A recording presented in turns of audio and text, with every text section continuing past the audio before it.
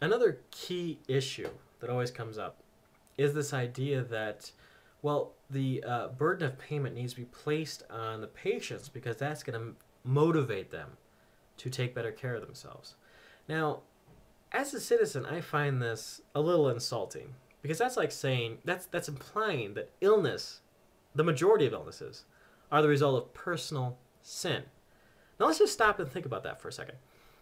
The conservative idea is that if you are required to pay for your breast cancer or prostate cancer chemotherapy, that's going to somehow motivate you to take better care of yourself so that you don't need to purchase that particular medical service. Does that really make any sense? Is the majority of illnesses like Alzheimer's, breast cancer, prostate cancer, lupus, Huntington's disease, Addison's disease, autism, is any of that really the result of personal sin? Now, I find it just difficult to comprehend how anybody could seriously say it with a straight face. And we as citizens treat that viewpoint as serious and legitimate and worthy of respect.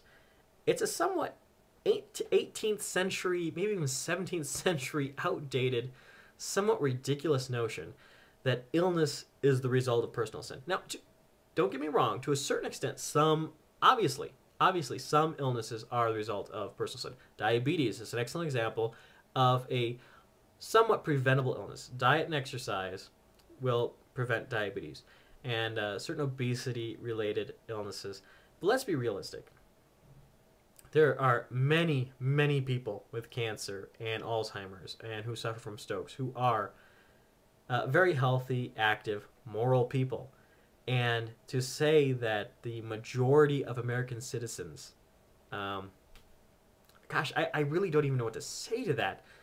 That if you're somehow responsible for the medical bill, that you're going to lead a more clean and moral life, that somehow illness like Alzheimer's is created because of poor lifestyle choices or immorality or personal sin.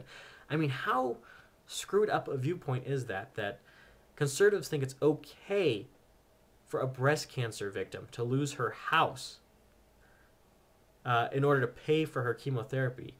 They think that's okay because, well, it must be the result of personal sin.